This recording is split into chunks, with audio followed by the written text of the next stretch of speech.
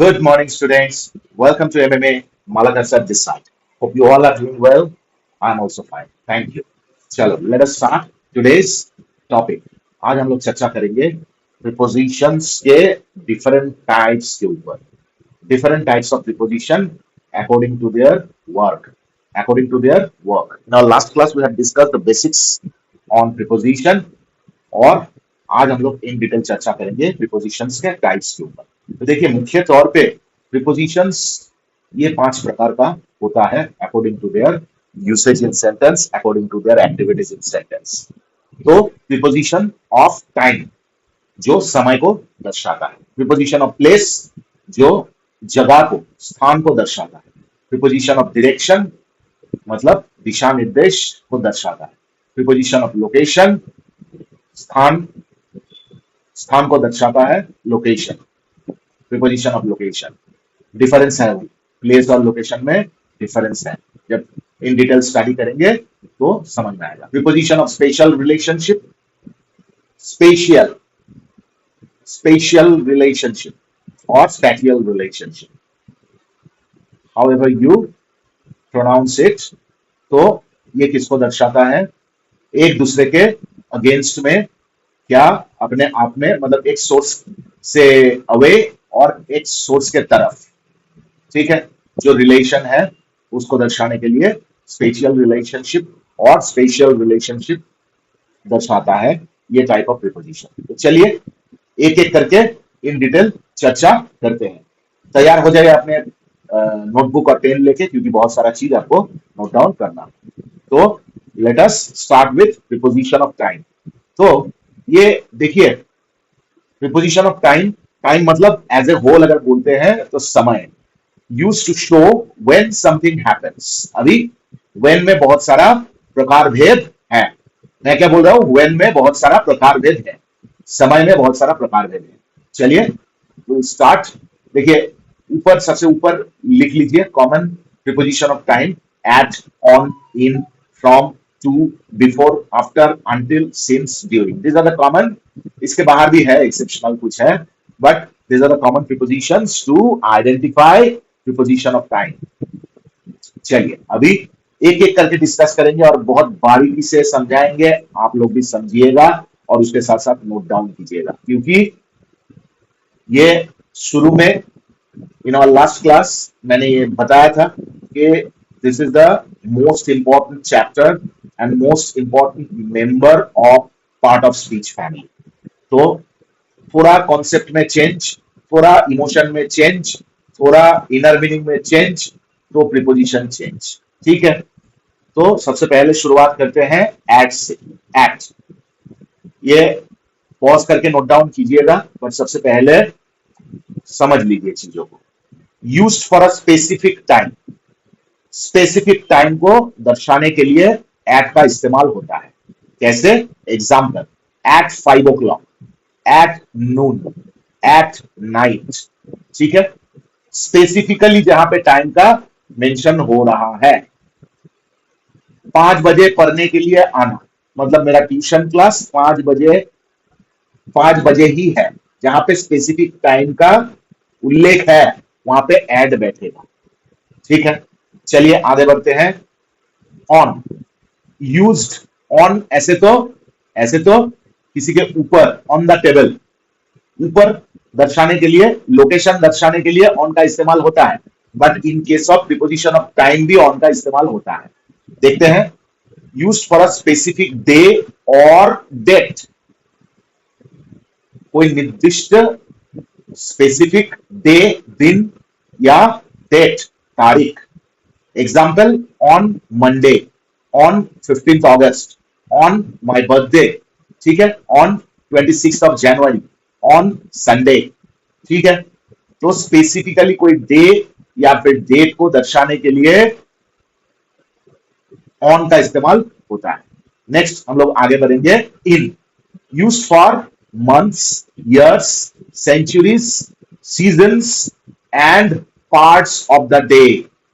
Parts of the day, ये specific, used for months, महीना, साल, सेंचुरीज, सीजन्स जैसे ऋतुएं, उसके साथ साथ पार्ट्स ऑफ द डे, दिन का विभिन्न अंश, इसको दर्शाने के लिए इन का इस्तेमाल होता है। जैसे ऐसे तो इन का मतलब किसी के इनसाइड, मतलब अंदर, ठीक है, अंदर, बट यहाँ पे टाइम दर्शाने के लिए प्रीपोजिशन ऑफ टाइम, तो स्पेसिफिकली किसी मंथ को, किसी ईयर को, या ईयर्स को, सेंचुरीज को, सीजन्स को, या पार्ट्स ऑफ द डे को दर्शाने के लिए इनका इस्तेमाल होता है। जैसे in January, in 2024, in 2026, in the morning, in summer, in the evening, जैसे parts of the day, morning, evening,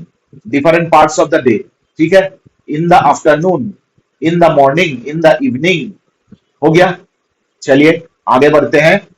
from to, from to use to show a period of time, एक निर्दिष्ट कालखंड को दर्शाने के लिए।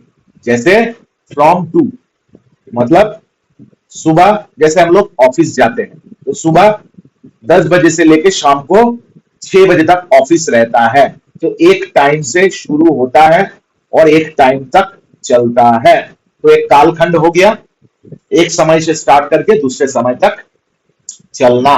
तो from to, from 9 AM to 5 PM, from Monday to Friday, समझ में आ रहा है, एक समय से शुरू होके एक समय तक दर्शाने के लिए, ये समझाने के लिए फ्रॉम टू का इस्तेमाल होता है।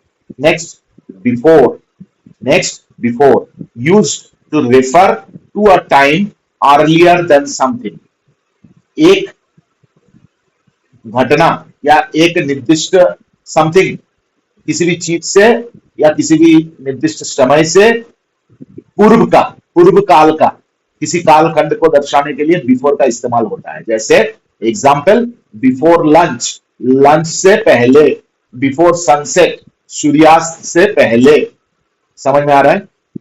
After, used to refer to a time later than something, जैसे किसी भी चीज से पूर्व, किसी भी निर्दिष्ट कालखंड से पूर्वकालीन समय को दर्शाने के लिए बिफोर का इस्तेमाल होता है। वैसे ही आफ्टर, वो घटना घटने के बाद, बाद का किसी समय को दर्शाने के लिए after, after dinner, after the meeting, ठीक है। Until, used up to a particular time, किसी निर्दिष्ट कालखंड तक, टाइम, समय तक। until midnight, until the end of the year, midnight तक, साल के अंत तक, ठीक है, एक पर्टिकुलर टाइम तक कोई घटना, ठीक है। जैसे मैं अगर बोलूं कि आई वॉज स्टडिंग और I was reading the story book until midnight, मध्य रात्रि तक मैं किताब पढ़ रहा था, स्टोरी बुक पढ़ रहा था, ठीक है। Until the end of the year, साल के अंत तक। नेक्स्ट हम लोग आगे बढ़ेंगे सिंस के तरफ, SINCE, since, used from a starting point up to now, एक स्टार्टिंग पॉइंट से एक घटना चालू हुआ था और वो अभी तक चल रहा है, अप टू नाउ। जैसे since morning, since 2010, since last week. जैसे मैं अगर एक एग्जांपल दूं आप लोगों को, it has been raining since morning, सुबह से बारिश हो रहा है अभी तक, मतलब अभी जब मैं ये न्यूज आपको दे रहा हूं अभी तक बारिश हो रहा है। कब से चालू करके? सुबह से। I have been working with this company since 2010. मैं ये कंपनी के साथ काम कर रहा हूं, ये कंपनी में काम कर रहा हूं 2010 से, मतलब 2010 से मेरा काम करने का सिलसिला चालू हुआ था, जो कि अभी तक विद्यमान है, वर्तमान है, ठीक है।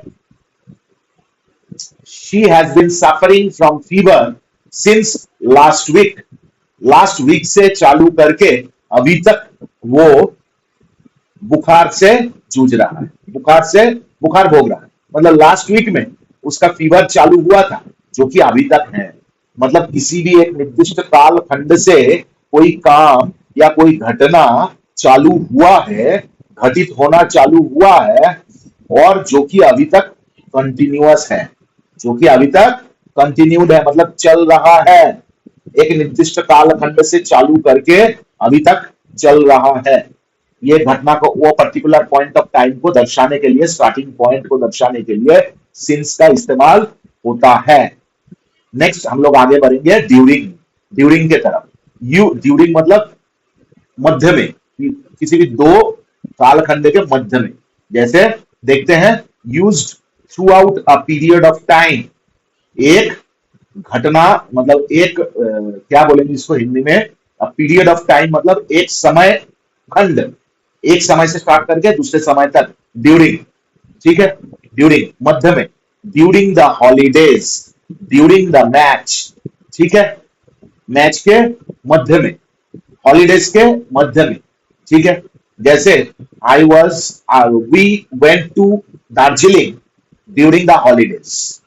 ठीक है, हॉलीडेज जब चल रहा था, हॉलीडे कब आता है, जैसे 5 दिन 7 दिन 10 दिन का एक हॉलीडे रहता है, जैसे क्रिसमस हॉलीडे 25 से स्टार्ट होता है, 5 जनवरी तक रहता है, तो मोटा मोटी 7-8 दिन का स्पैन मिल गया। जैसे समर वैकेशन, एक एक महीने का 15-20 दिन या एक महीने का एक कालखंड रहता है, तो ड्यूरिंग उसी मध्य, उसी कालखंड के मध्य में हम लोग अगर कोई पर्टिकुलर टाइम को दर्शाना चाहते हैं तो during, during the holidays, during the match. Match जैसे मान लीजिए T20 क्रिकेट हो रहा है, तो 3-4 घंटे का तो होता ही है दोनों टीम का मिला के, तो ड्यूरिंग द मैच। ठीक है, चलिए आशा करते हैं कि ये आपको क्लियर हो चुका है। अच्छा, टाइम एक्सप्रेशन विथ एग्जांपल्स, जैसे यहाँ पे जो पढ़े हैं उसका इन नटशेल यहाँ पे दे दिया गया है। At 7 PM, sharp at 7 PM मतलब स्पेसिफिक टाइम। अच्छा, specific day on Sunday, month, particular month, कोई भी मंथ, इन दिसंबर, इन जनवरी, इन मार्च। अच्छा, year in 2025, part of the day, in the morning, in the evening, in the afternoon. ठीक है, अच्छा, period, एक time से दूसरे टाइम तक एक जो पीरियड होता है, जैसे फ्रॉम मंडे टू फ्राइडे। ठीक है, earlier time, before breakfast, before lunch, before dinner, before going to bed. तो ये हो गया आपका पूर्व काल, मतलब किसी भी घटना से पहले। अच्छा, after, later time, after lunch, after school, after dinner. ठीक है, चलिए up to a time, until next week, एक समय तक, एक कालखंड तक। ठीक है, until next week, until next year. ठीक है, चलिए next, starting point, since last year, last year से शुरू करके, सिंस 2025, सिंस 2005, सिंस मॉर्निंग। ठीक है, चलिए थ्रू आउट, थ्रू आउट मतलब एक समय से लेके, मतलब एक पीरियड ऑफ टाइम, उसके मध्य में कोई काम हम लोग कर रहे हैं, जैसे during the holidays, during the match. ठीक है, ड्यूरिंग लंच टाइम। ठीक है, चलिए आशा करते हैं इट इज एब्सोल्युटली क्लियर। बाएं तरफ हम लोग कुछ एग्जाम्पल स्टडी करेंगे, कुछ एग्जाम्पल स्टडी करेंगे। जैसे चलिए देख लेते हैं, we will meet at 6 o'clock, हम लोग 6 बजे मिलेंगे, तो शार्प एट 6 o'clock एक निर्दिष्ट काल, एक निर्दिष्ट समय को दर्शा रहा है, तो एड बैठेगा। The party is on Saturday, एक निर्दिष्ट दिन, डे को दर्शा रहा है, तो ऑन आएगा। शी वॉज बॉर्न इन मे, वो मई के महीने में जन्मे थे, तो मे एक मंथ को दर्शा रहा है, तो इन आएगा। The class is from 9 AM to 7 to 11 AM, तो 9 से 11 का क्लास है, 9 से चालू होगा तो फ्रॉम 9, 11 बजे तक चलेगा, तो टू 11 AM, फ्रॉम 2 हो गया। Please come before the movie starts, movie start होने से पहले आ जाना। ठीक है, ऐसे ही सारे एग्जाम्पल यहाँ पे देखिए, वीडियो को यहाँ पे पॉज कीजिए और उसके साथ साथ सारे examples along with sentence, along with their usage in sentence, सबको नोट डाउन कीजिए, सबको नोट डाउन कीजिए, किसी को भी छोड़ना नहीं है। ठीक है, हम लोग बढ़ते हैं आगे towards position of, preposition of place, preposition of place. तो जैसे किसी स्थान, used to show the position और location of a person place और थिंग। जैसे यहाँ पे commonly used in, on, at, under, over, behind, in front of, between, among, beside, near, next to, ये सारे एग्जाम्पल्स हम लोग देखेंगे। ठीक है, ये सारे एग्जाम्पल्स हम लोग देखेंगे। देखिए भावार्थ, इनर मीनिंग को आपको समझना है, तभी जाके एक्यूरेट प्रीपोजिशन आप इस्तेमाल कर पाइएगा। इनर मीनिंग को समझे बिना एक्चुअल, एक्यूरेट, फ्लॉलेस प्रीपोजिशन आप कर नहीं सकते। ठीक है, तो चलिए देखते हैं। Inside a space, inside a space, एक स्पेस के अंदर, तो इन बैठेगा। The fish is in the bowl, मच्छी बाउल के अंदर है, inside a space. On the surface of something, किसी भी चीज का सरफेस के ऊपर, भूमि के ऊपर, तो on. The book is on the table, ठीक है, किताब टेबल के ऊपर है, टेबल के ऊपर सटा हुआ है ना।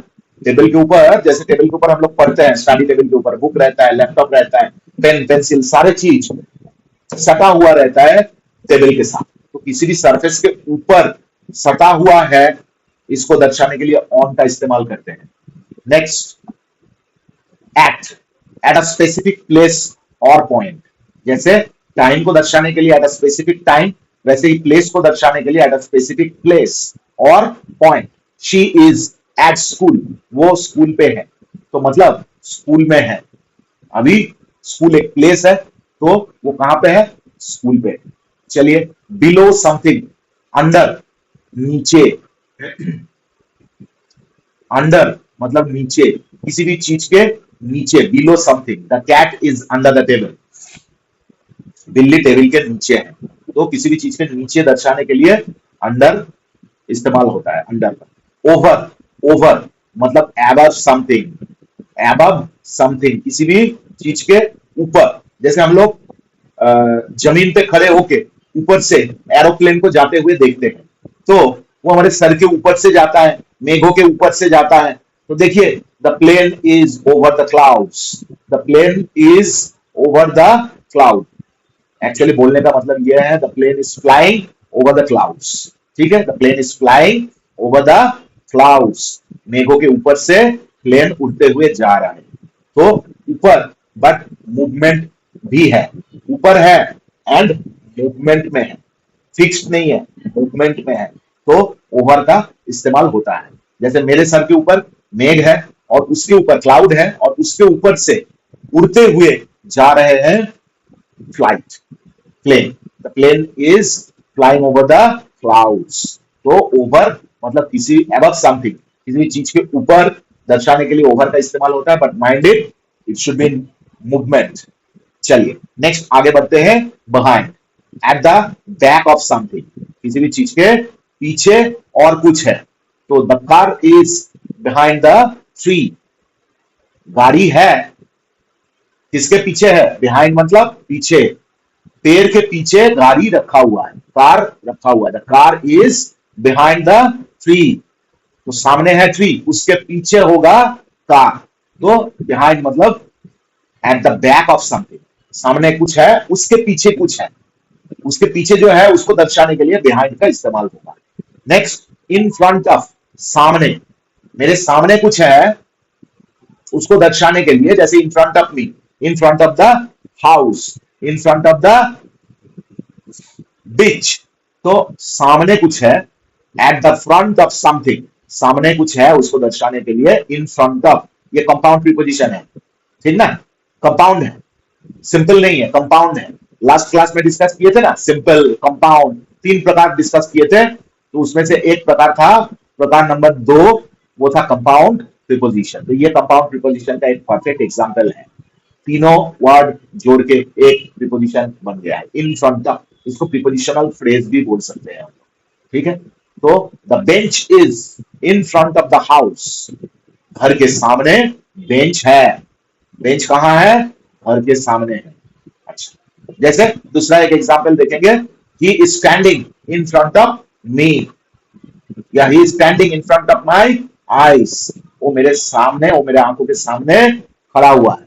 नेक्स्ट, बिटवीन, बिटवीन दोनों चीज के मध्य में, इन the middle of two things, दोनों के मध्य में इसको दर्शाने के लिए बिटवीन का इस्तेमाल होता है।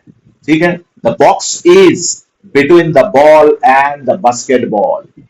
ये बॉक्स जो है वो फुटबॉल और बास्केटबॉल के बीच में है, दो चीजों के बीच में, दो व्यक्ति के बीच में, किसी भी दो प्रकार के चीजों के बीच में दर्शाने के लिए बिटवीन, बिटवीन टू पीपल हो सकता है, बिटवीन टू थिंग्स हो सकता है, ठीक है, बिटवीन टू प्लेस हो सकता है। ठीक है, चलिए आगे बढ़ते हैं। एमंग, एमंग मतलब मध्य, इसके अर्थ को समझेंगे, सराउंडेड बाय थ्री और मोर थिंग्स। ठीक है, सराउंडेड बाय थ्री और मोर थिंग्स, तीन या उससे ज्यादा, तीन या उससे अधिक चीजों के बीच में, चीजों से सराउंडेड, घेरा हुआ है। She is among her friends, she is among her friends, तो वो कहां है, उनके दोस्तों के बीच में। तो तीन या उससे अधिक चीजों के बीच में दर्शाने के लिए एमंग का इस्तेमाल होता है। नेक्स्ट, बिसाइड, बाजू में, जिसको बोलते हैं मेरे बाजू में। नेक्स्ट टू समथिंग, किसी भी चीज के बगल में, बाजू में। ठीक है, next to something. He is sitting beside her, वो उनके बाजू में बैठे हुए हैं, बगल में बैठे हुए हैं। ठीक है, यहाँ पे इन अ नटशेल इसका इस्तेमाल along with the usage, short crispy note मैंने यहाँ पे डाल दिए हैं for your better understanding and quick recap, इसको नोट डाउन कीजिएगा।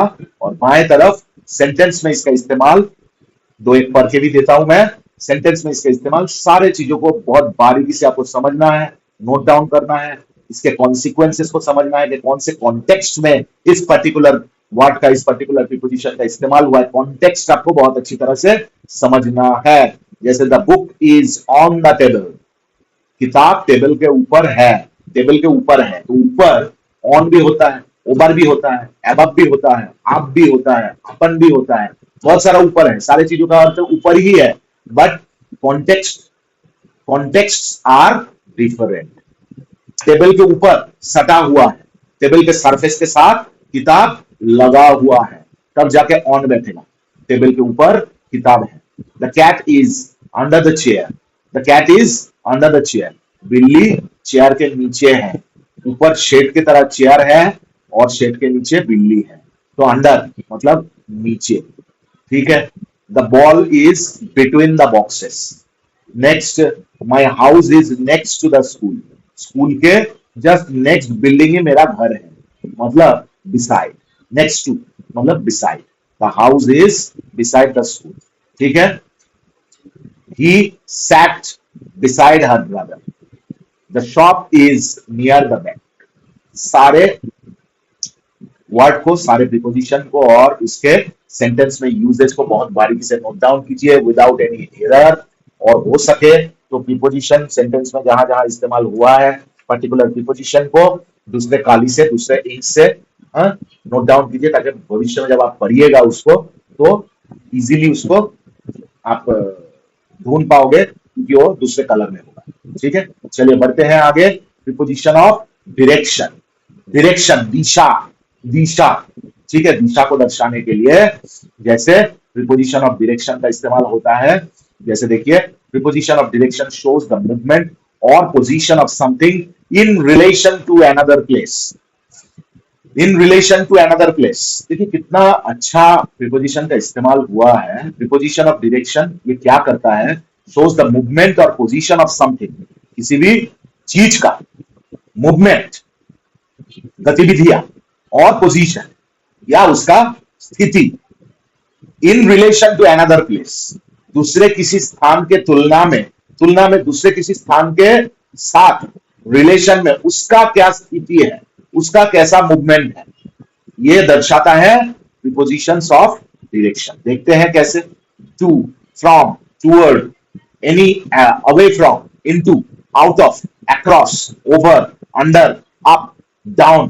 ठीक है, चलिए देखते हैं एग्जांपल से, एक एक को समझेंगे बारीकी से। He is going to the house, वो घर पे जा रहा है, मतलब वो घर से अभी दूर है, घर के तरफ जा रहा है, तो टूवर्ड। ठीक है, वो घर पे जा रहा है, मतलब वो घर घर से बाहर है, अभी अभी घर की तरफ जा रहा है। 2, he is coming from the house, वो घर से आ रहा है, अब तक घर पे ही था, घर से अभी आ रहा है। Next, toward, he is walking toward the tree, वो पेड़ के तरफ चल रहा है, वो पेड़ के तरफ जा रहा है, तरफ, ठीक है।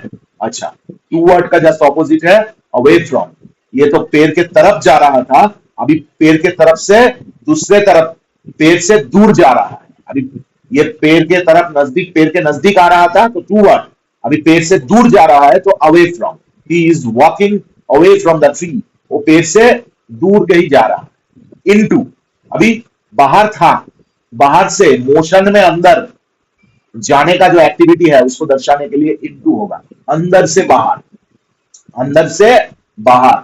ही is going into the room, he is going into the room, he is entering into the classroom, मतलब वो तो बाहर था, अभी बाहर से अंदर जा रहा है, मोशन, एक स्थान से दूसरे स्थान पे एंटर कर रहा है, या एक स्थान से दूसरे स्थान की तरफ जा रहा है, तो इनटू, ठीक है। बाहर से अंदर, देखिए इन मतलब इन जनरली अंदर ही है, तो बाहर से अंदर जाने की जो एक्टिविटी है इनटू से दर्शाया जाता है। He is coming out of the room, into का जस्ट ऑपोजिट है आउट ऑफ, घर के अंदर था, घर के बाहर आ रहा है, मतलब अंदर से बाहर आ रहा है, तो आउट ऑफ द रूम, ठीक है। Next, across, across, he is walking across the street, वो देखिए क्रॉस यहां से आया है अक्रॉस, क्रॉस यहां से आया है अक्रॉस, वो जिब्रा क्रॉसिंग से रोड क्रॉस कर रहा है, तो he is walking across the street, मतलब रास्ता के एक तरफ से दूसरे तरफ जा रहा है, अक्रॉस, क्रॉस कर रहा है रास्ता, रास्ते के ऊपर से चल के ही ना क्रॉस करेगा, ठीक है। नदी के एक पार से, एक छोर से दूसरे छोर तक वो स्विम करते हुए जा रहा है, तो स्विमिंग अक्रॉस द रिवर, ठीक है। वैसे ही वॉकिंग अक्रॉस द स्ट्रीट। अच्छा, ओवर, ओवर, अभी देखिए मैं कुछ देर पहले ओवर का डिस्कस कर रहा था, तब मैं बोल रहा था कि भाई ऊपर से एरोप्लेन जा रहा है, मूवमेंट में है, किसी के ऊपर से, तो यहां पे देखिए same example, he is jumping over the wall, वो दीवार के ऊपर से जंप कर रहा है, तो दीवार तो है फिक्स्ड, बट दीवार के ऊपर से उसका मूवमेंट है, तो जंपिंग ओवर, क्रॉसिंग ओवर, ठीक है, जंपिंग ओवर, ऊपर से जंप कर रहा है, तो ओवर हमेशा किसी भी चीज के ऊपर से मूवमेंट को दर्शाने के लिए ओवर का इस्तेमाल होता है। Next, under, under, he is crawling under the table, he is crawling under the table, जैसे ओवर का इस्तेमाल हुआ है ऊपर से मूवमेंट को दर्शाने के लिए, वैसे ही अंडर का इस्तेमाल होता है नीचे दर्शाने के लिए, किसी भी चीज के नीचे। He is crawling under the table, वो टेबल के नीचे, नीचे से क्रॉल कर रहा है, देखिए बच्चा क्रॉल कर रहा है, मतलब एक तरफ से दूसरे तरफ वो घुटनों के बल चलते हुए जाना, उसको क्रॉलिंग बोलते हैं, बच्चे लोग जैसे करते हैं, ठीक है। चलिए नेक्स्ट, अप, ठीक है, और उसके बाद डाउन, एक दूसरे का opposite. He is going up the stairs, वो सीढ़ी से चढ़ते हुए ऊपर की तरफ जा रहा है, तो ऊपर अप, टूवर्ड्स, मूवमेंट दर्शा रहा है, ऊपर की तरफ सीढ़ी से चढ़ते हुए जा रहा है, तो up, he is going up the stairs, अभी सीढ़ी से चलते हुए नीचे की तरफ आ रहा है, तो he is going down the stairs. Up stair, ऊपर चढ़ना सीढ़ी से, डाउन स्टेयर, सीढ़ी से नीचे उतरना, ठीक है। बहुत बारीकी से इसको नोट डाउन कीजिए, नोट डाउन कीजिए। बढ़ते हैं आगे, प्रीपोजिशंस ऑफ लोकेशन, किसी स्थान को दर्शाने के लिए प्रीपोजिशन ऑफ लोकेशन को इस्तेमाल किया जाता है। चलिए देखते हैं, preposition of location tell us, prepositions of location tell us where people, place और थिंग्स आर, किसी भी व्यक्ति, स्थान या वस्तु कहां पे है, उस लोकेशन को लोकेट करना। चलिए देखते हैं, in, the cat is in the box, देखिए यहां से ये फोटो में क्या दिखाया जा रहा है, ये फोटो से क्या अंदाजा लग रहा है, एक बॉक्स है, उसके अंदर है बिल्ली, तो the cat is in the box, बक्से में है, on the table, the cat is on the table, table के ऊपर है। The cat is under the table, table के नीचे है। The cat is behind the plant, वो ये पौधे के पीछे है, बिहाइंड पीछे है, स्थान लोकेशन को दर्शा रहा है। इन फ्रंट ऑफ, सोफा के सामने है, चेयर के सामने है। The cat is in front of the chair, chair के सामने है। नेक्स्ट, नेक्स्ट टू या beside, the cat is next to the bag, the cat is beside the bag, मतलब side by side, by the side, बगल में, ठीक है। The cat is next to the bag, बगल में। नेक्स्ट, बिटवीन, तो जहां पे हम लोग नेक्स्ट टू बैठाते हैं वही सेम जगह पे बिसाइड या बाय द साइड बैठा सकते हैं, ठीक है। बिटवीन, दोनों के मध्य में, the cat is between the two plants, दो प्लांट है, दो टब है, उसके बीच में बैठा है, तो बीच में दर्शाने के लिए बिटवीन, दो चीजों के बीच में। नियर, नजदीक, the cat is near the ball, वो बॉल के नजदीक है, तो near. In the corner of, the cat is in the corner of the room, देखिए again compound preposition, in the corner of, in the left of, on the, sorry on the left of, on the right of, ठीक है। In the corner of, ये किसी भी चीज के, table के left में बाएं तरफ बैठा हुआ है, ये टेबल के दाएं तरफ बैठा हुआ है, ठीक है। Above, the clock is above the self, self के ऊपर घड़ी लटका हुआ है, घड़ी का स्थान कहां है? अबाव द सेल्फ, सेल्फ के ऊपर। तो प्रीपोजिशन ऑफ लोकेशन आपको अंदाजा लग गया, अलॉन्ग विद एग्जांपल्स, इसको बहुत अच्छी तरह से नोट डाउन कीजिए। बढ़ते हैं आगे, प्रीपोजिशन ऑफ स्पेशियल और स्पेशल रिलेशनशिप, ठीक है। Preposition of spatial relationship show how things are positioned in relation to each other in a space. एक स्पेस में, एक स्थान में, एक से अधिक वस्तु या वस्तुएं हो सकते हैं, तो एक दूसरे के सापेक्ष में कैसे पोजीशनड है।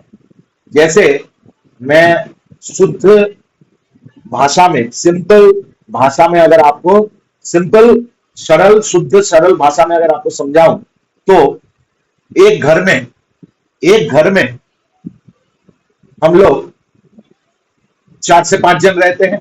जैसे मम्मी है, पापा है, आप हो, आपके भाई या बहन जो भी है, आपके ग्रैंडमा है, ग्रैंडपा है, आंट हो सकती है, तो सब एक साथ बैठे, एक साथ बैठते हैं ना। तो एक सीन सोचो कि एक डिनर टेबल का, एक डिनर टेबल का या फिर एक टी टेबल का सीन सोचो। मॉर्निंग टी हम लोग सब एक साथ बैठ के पीते हैं, तो टी टेबल पे बैठे हैं, आप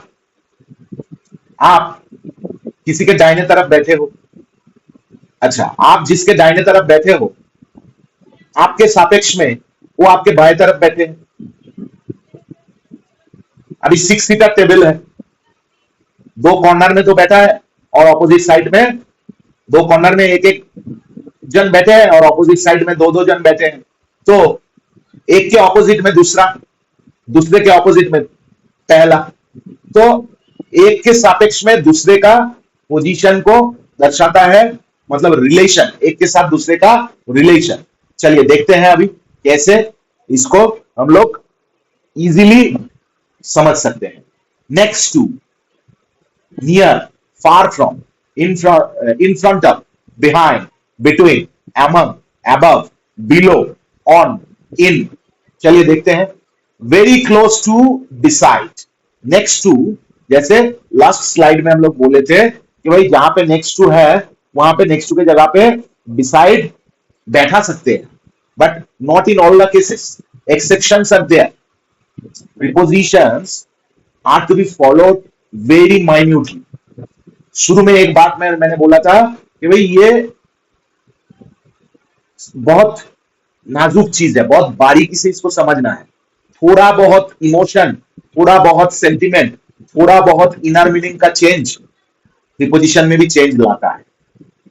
जैसे next to, very close to, beside, the dog is next to the dog house, the dog is next to the dog house. Dog house doggy का जो हाउस होता है उसके जस्ट नेक्स्ट जो पोजीशन है वहां पे डॉग बैठा हुआ है, मतलब उसके बगल में बैठा हुआ है। नियर, नॉट फार फ्रॉम, समझे? नियर मतलब मेरे पास है, मतलब मुझसे दूर नहीं है।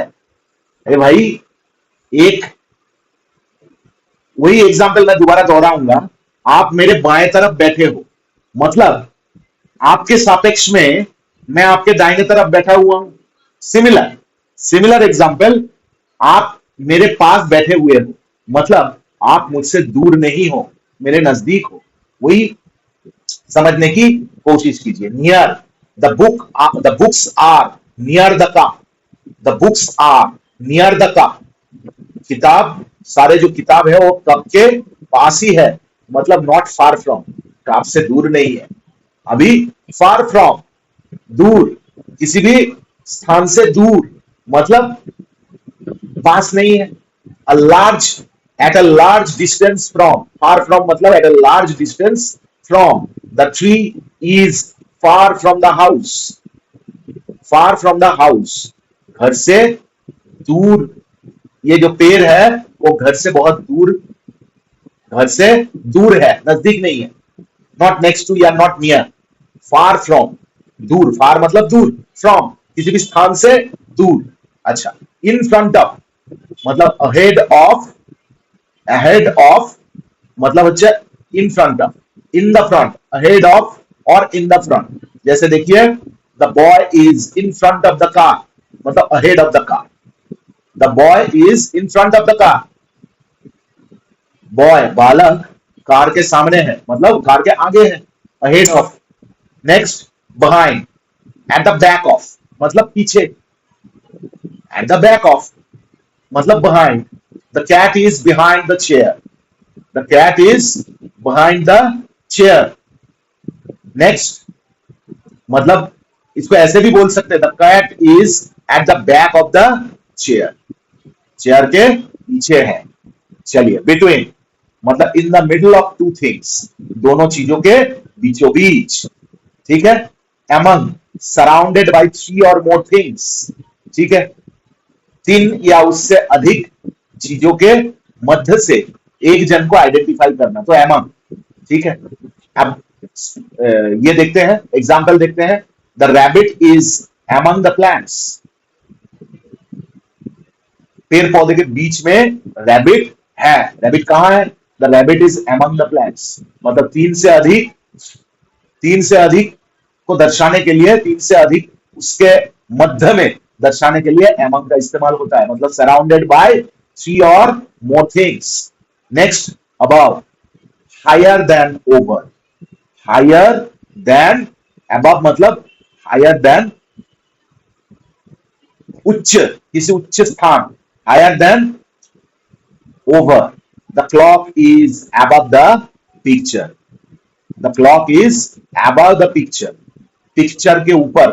पिक्चर तो हम लोगों से मतलब मेरे आई लेवल से ऊपर ही हम लोग टांगते हैं, उसके भी ऊपर, मतलब एक चीज तो सामने ऊपर है, above, उसके ऊपर, ठीक है। तो the clock is above the picture. Next, below, lower than, ये below, below, sorry spelling mistake, BELOW, below, lower than और अंडर। देखिए, the ball is below the table, the ball is under the table, ठीक है। The ball is under the table मतलब below the table. Next, on the surface of something, जैसे बोल रहे थे the book is on the table, वैसे ही the Apple is on the book, on the surface of something. Next, in मतलब inside of something, within, बीच में, ठीक है, किसी भी चीज के बीच में, मध्य में। तो the teddy bear is in the box, मतलब the teddy bear is within the box और the teddy bear is inside the box, reflecting the same meaning. सारे एग्जाम्पल्स नोट डाउन कीजिए।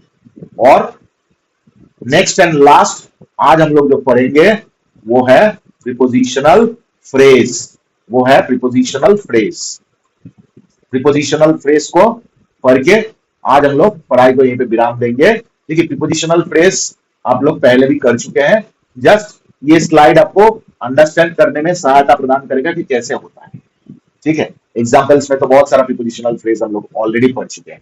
फ्रेज का मतलब आपको पता है, clause and phrase we have discussed in detail. Phrase का मतलब आपको पता है, more than one word when comes together and reflects a sense. एक सेंस प्रोवाइड करता है, उसको हम लोग फ्रेज बोलते हैं। एक मीनिंगफुल सेंस प्रोवाइड करता है तो उसको हम लोग फ्रेज बोलते हैं। एक से अधिक शब्द जब एक साथ बैठ के एक मीनिंगफुल सेंस प्रोवाइड करते हैं तो उसको फ्रेज बोलते हैं।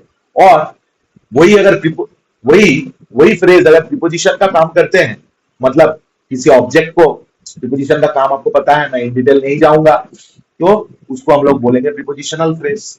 ये वही फ्रेज जिसकी तरह काम करेगा, एडवर्ब की तरह काम करेगा तो एडवर्बियल फ्रेज, प्रीपोजिशन की तरह काम करेगा तो प्रीपोजिशनल फ्रेज। तो प्रीपोजिशनल फ्रेज देखिए, a combination of preposition and the noun, the object it is affecting.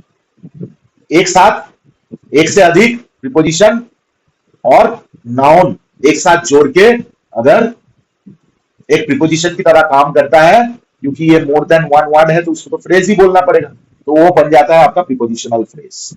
तो इसका स्ट्रक्चर कैसे होता है, प्रीपोजिशन प्लस ऑब्जेक्ट, नाउन और प्रोनाउन, तो उसको बोलेंगे हम लोग prepositional phrase. Example, she sat on the beach. On the beach, देखिए on preposition, the beach object, at the same time it is noun, sorry bench, the bench, तो ये object तो है ही, उसके साथ साथ नाउन भी है। तो she sat on the bench, ये ऑन द बेंच जो है ये हो गया आपका प्रीपोजिशनल फ्रेज। प्रीपोजिशनल फ्रेज यहां पे देखिए डेफिनेशन एक बार देख लेते हैं, although you know yet let us go through it. A prepositional phrase is a group of words that begins with a preposition and ends with a noun or pronoun called its object. देखिए preposition के बाद ये husband wife का relation है, preposition के बाद object को रहना है और ऑब्जेक्ट से आगे जो रहेगा वो in most of the cases preposition ही होता है। तो हस्बैंड और वाइफ का रिलेशन, तो एक रहेगा तो दूसरे रहेगा एक दूसरे के लिए। तो प्रीपोजिशनल फ्रेज किसको बोलेंगे, वो तो शुरू होगा प्रीपोजिशन से और खत्म होगा नाउन या प्रोनाउन से, और वो पर्टिकुलर नाउन या pronoun would be direct object to that particular preposition. तो ये जो कॉम्बिनेशन बनेगा इसको हम लोग प्रीपोजिशनल फ्रेज बोलेंगे। It works as one unit in a sentence. ये हो सकता है एक से अधिक शब्द है, शब्दावली है, बट ये सेंटेंस में एक एक यूनिट की तरह इस्तेमाल होगा। And shows relationship of place, time, direction, cause, manner और other connection। ये क्या दर्शाएगा, ये relationship of place, time, direction, cause, manner और other connection, ये सारे चीजों को ये दर्शाएगा।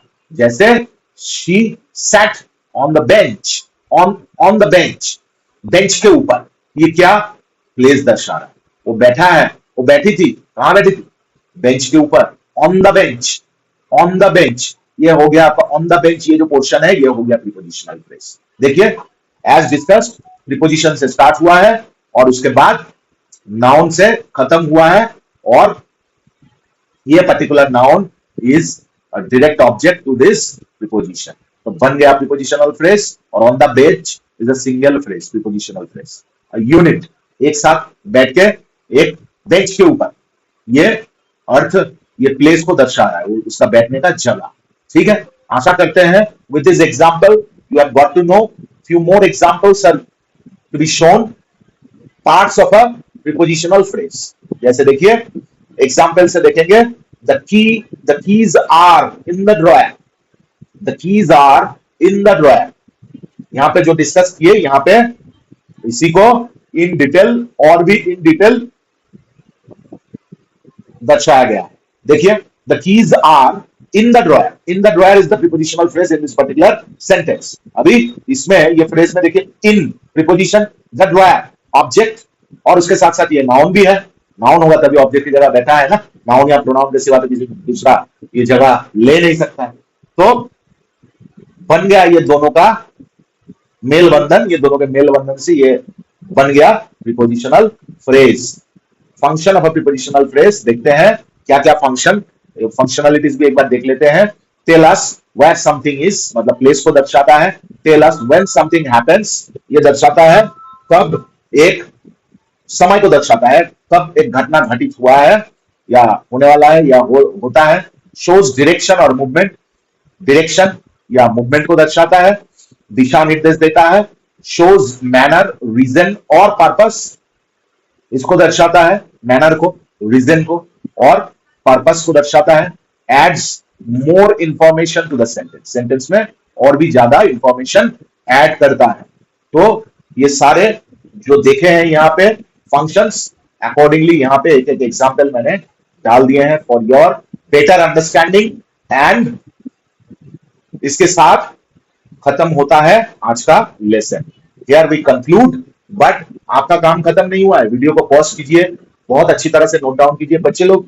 This is such a chapter, ये एक पर्टिकुलर चैप्टर अगर आपको अच्छी तरह से आ गया ना, तो यू कैन नॉट इमेजिन, अभी तो बहुत बच्चे हो आप, जब जब आगे बढ़ोगे ना, आपका राइटिंग स्किल बोलिए, आपका सेंटेंस डेकोरेशन बोलिए, आपका स्पीकिंग ऑथोरिटी बोलिए, एक लैंग्वेज के ऊपर जो कमांड आता है ना, ये प्रीपोजिशन, मैं तो बोलूंगा कि भाई 70% ऑफ द टोटल ग्रामर जो कॉमन है प्रीपोजिशन का, वो जो स्टेक होल्डिंग है वो 70% है। इसको बहुत अच्छी तरह से पढ़िए, बहुत अच्छी तरह से समझिए, पल्स को पकड़ने की कोशिश कीजिए, तो मजा आएगा।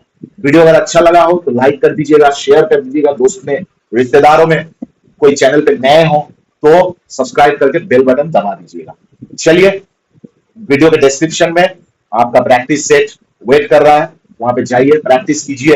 And you should always aim for 90%, not anything less than that.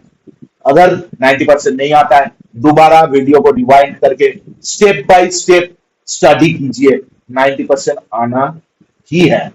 चलिए, with that let us wind up, let us conclude here. चलिए, take care and bye bye.